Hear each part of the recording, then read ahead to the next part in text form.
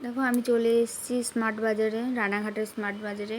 রানাঘাটে এসেছিলাম আজকে ডক্টর দেখাতে, তো ভাবলাম যাই আজকে কিছু জিনিসপত্র কেনাকাটা করার ছিল, তাই চলে এসেছিলাম স্মার্ট বাজারে। কিছু টুকিটাকি কেনাকাটা ছিল, সেগুলো করে নিয়েছি। এই যে আমরা এই কটা জিনিসই কিনেছি, বেশি কেনাকাটা করিনি কারণ না খেয়ে আছি। তো এই কেনাকাটা করে বাড়ি চলে গেছি। আর বাড়ি যাওয়ার পরে দেখো হাল কি, মুখ টুক শুকিয়ে একদম অবস্থা খারাপ। এসে জল টল খেয়ে একটু বসে আছি। তো খিদেও পেয়ে গেছে প্রচণ্ড। তো নিচে মনে হয় আমার বরকে মা খেতেই দিচ্ছে, আর মাও খায়নি, মাও না খেয়ে আছে। তা বললাম যে তোমরা খেতে বসো, আমি স্নান করে এসে খাবো। কারণ এই বাইরের থেকে এসছি, এখন যদি আবার জামা কাপড় পরি একবার খাই তখন না স্নান করতে ইচ্ছা করবে না। তাই গেলাম, দেখো স্নান টান করে চলে এসেছি। তাই এসে আমি ভাবলাম যে আগে ব্যাগগুলো গুছিয়ে রাখি, কারণ এই যে ফাইল, ডক্টরের কাগজপত্র, ওষুধ, আর খাওয়ার আগে পরে সব ওষুধ আছে সেসবগুলো ঠিকঠাক করে দেখে নিলাম। দেখে নিয়ে যেই সব জায়গার জিনিস জায়গায় রাখলাম। যেই ওষুধ টষুধগুলো ধরো রাতে খাওয়ার পরে সেগুলো আমি ওপরে রেখে দিই, যেগুলো সকালে খাওয়ার পরে, দুপুরে খাওয়ার পরে সেগুলো সব নিচে রাখি। তো সেইভাবে গুছিয়ে নিয়ে জায়গায় যেখানকার জিনিস সেখানে রাখলাম, রেখে এবার চলে যাবো নিচেই খাওয়া দাওয়া করতে। কারণ একদম ভাল লাগছে না, না খেয়ে আছে অনেকক্ষণ, মানে কখন খাবো, শরীর চলছে না একদম। তো দেখো এরপরে আমি চলে গেছি নিচেই। নিচে গিয়ে খাওয়া দাওয়া করেছি। আজকে তো সবজি কেটে রেখে গেছিলাম। আজকে রান্না হয়েছে ডাল, লোটে মাছের ঝুড়ো, পটল ভাজা। তো সেগুলো দেখানো হয়নি, গিয়ে খেতে বসে গেছি। আর যে ভিডিও করব সেই রকম আর মানে ইচ্ছাই হচ্ছিল না ভিডিও করার মতো। তো গিয়ে খেতে বসে গেছি। তারপরে দেখো খাওয়া দাওয়ার পরে এই যে দেখাচ্ছি, দেখো কী কী এনেছি বাজার থেকে। তো এই যে প্রথমেই দেখায় যে এনেছি একটা তোয়ালে আমার বরের, আর ঘর মোছার জন্য এই কাপড়গুলো।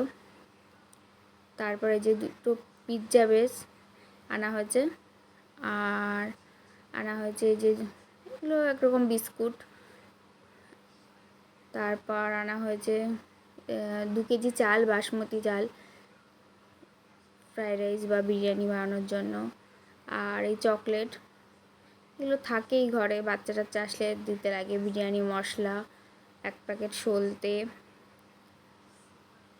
টুকিটাকি কিছু জিনিস, আর 1 প্যাকেট ম্যাগি। ম্যাগি খাওয়ার ইচ্ছে হয়েছে, একদিন সকালে ভেবেছি ম্যাগি খাবো, আর তেমন কিছু কেনা হয়নি। আর 1 প্যাকেট দই কিনা হয়েছে, ব্যাস এই। তারপরে যে খাওয়া দাওয়া করে দুপুরে একটু শুয়েছিলাম, তারপরে চলে এসেছি পিৎজা বানাতে। তো এখন ওই পিৎজাটা পনির দিয়ে বানাবো, ভেজ পিৎজা হবে। তো ওই পনিরটা একটু দই টই মশলা টশলা দিয়ে মাখিয়ে রাখলাম। মাখিয়ে এই যে সবজি কাটতে চলে এসেছি। এখন কেটে নেব ক্যাপসিকাম, তারপর পেঁয়াজ, আর হচ্ছে টমেটো, এই 3টে কেটে নেব। আমি আবার ছুরিতে কাটতে পারি না, আমার সবই বটিতে ভালো কাটা হয়। ছুরিতে কাটতে গেলে যেন আমার সে বাঁধো বাঁধো, মানে সাইজ করে কাটতে পারবো কিন্তু খোসা ছাড়ানো ঠিক সেভাবে সেরকম ভালো পারি না। আমার বটিতে তাড়াতাড়ি হয়, সেই জন্য আমি বটিতেই সবসময় কাটি। কিন্তু বসে একটু কাটতে অসুবিধা হয়, তাহলেও ভাবি যে ঠিক আছে না। তারপরে এই যে আমার কাটা সব হয়ে গেছে। আর এদিকে এই যে কড়াইয়ে বসিয়ে দিয়েছি। তারপর এই যে পনির, ক্যাপসিকাম আর পেঁয়াজটা একটু কষিয়ে নিলাম। তারপরে দেখো আমার বর সব রেডি করে দিল, তারপরে আমরা সেঁকে নিলাম। ব্যাস হয়ে গেছে আমাদের পিৎজা রেডি। তো এখন শুধু খাওয়া দাওয়ার পালা। তো এই যে খেতে বসে গেছি। আমরা কিন্তু একটা একটা করে পিৎজা রেডি হচ্ছিলো এদিকে, মানে 3টে পিৎজা একবারে রেডি করে নিয়েছিলাম। রেডি করে নিয়ে একটা একটা করে হচ্ছিল, আমি মা আরও 3জন মিলে মানে ভাগ করে খাচ্ছিলাম। কারণ 3টে হবে, মানে গরম গরম খেতেই বেশি ভালো লাগে। একটা একটা করে তাওয়া, আমাদের তো মাইক্রো ওভেনে করা হচ্ছিলো না, কারণ এগুলো তাওয়াতে করা হচ্ছিলো। তো সেই জন্য একটা একটা করে হচ্ছিলো, আর হতে একটু টাইম লাগে। তো 3টে হবে, হতে হতে প্রথমটা আবার ঠান্ডা হয়ে যাবে। তো সেই জন্য করাও হচ্ছিলো, খাওয়াও হচ্ছিলো, এভাবে কিন্তু খাচ্ছিলাম। কিন্তু আমরা প্রথমে ভেবেছিলাম 3টেই খাবো, কিন্তু একটা পরের দিনের জন্য রেখে দেওয়া হয়েছিল। তারপর লাস্টে, তো আমরা তো সেই সকালে একবার ভাত খেয়েছি, ডাক্তার দেখিয়ে এসে আর খাইনি। তো সবার পেটে খিদেও ছিল, তারপর একটা লাস্টেরটাও বানানো হয়ে গেল, দিয়ে আমরা 4টে পিৎজাই খেয়ে নিয়েছি 3জন মিলে। তো ভালোই হয়েছিল, টেস্টি টেস্টি, বাড়িতে ভেজ পিৎজা যেরকম হয় আর কি। বাড়িতে বানানো একটু আলাদাই টেস্ট, একটু চিজ বাটার সব কিছু পনির টনির সব বেশি বেশি দেওয়া থাকে, সেই জন্য টেস্টটা একটু বেশিই হয়। কিন্তু যতটা আমি আনন্দ করে খাচ্ছি, মনের মধ্যে ভয় রয়েছে, কারণ খাওয়ার পরে না শরীরটা খারাপ হয়, গ্যাস ট্যাস হয়, কারণ এখন আমার খুব গ্যাসের সমস্যা হচ্ছে। মানে গ্যাস হলে সত্যি খুবই খারাপ হচ্ছে, মানে প্রথম দিকে আমার কোনো গ্যাস হতো না, কিন্তু এখন হচ্ছে। এখন গ্যাস হলে মানে কখনো 1.5 ঘন্টা ব্যথা থাকে, কখনো আধ ঘন্টায় কমে যায়, মানে ওষুধ খাওয়ার পরেও মানে এত কষ্ট হয়।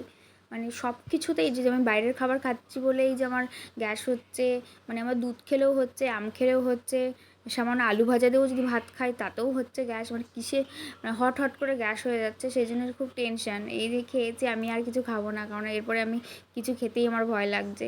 এই খেতে খেতে আমাদের বিকাল হয়ে গেছে প্রায়, তা আর কিছুই খাবো না। তাই যে দেখো খাওয়ার পরে এবার সব খাওয়া দাওয়া তো হলেও ভালো লাগলো, এবার দেখো বাসন হয়েছে অনেক। তো মনে হচ্ছে হয়তো কি এমন বানালাম, সেরকম রান্না বান্না কিছুই না, কিন্তু এইটুকু বানাতেও কিন্তু আমাদের অনেক বাসন হয়ে যায়। তো এই বাসনগুলো এবার ধুয়ে রাখবো।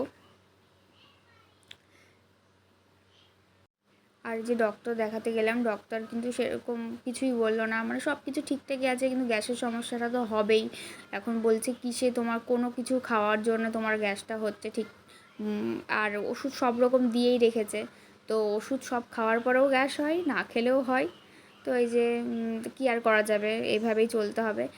আর দেখো সব বাসনপত্র মাজা হয়ে গেছে, তো মেজে এই যে ঝুড়িতে উপর দিয়ে রাখছি। তো আজকের ব্লগটা এখানেই শেষ করছি। ভালো লাগলে অবশ্যই লাইক করো, আমার চ্যানেলটা অবশ্যই সাবস্ক্রাইব করো, পাশে থেকো।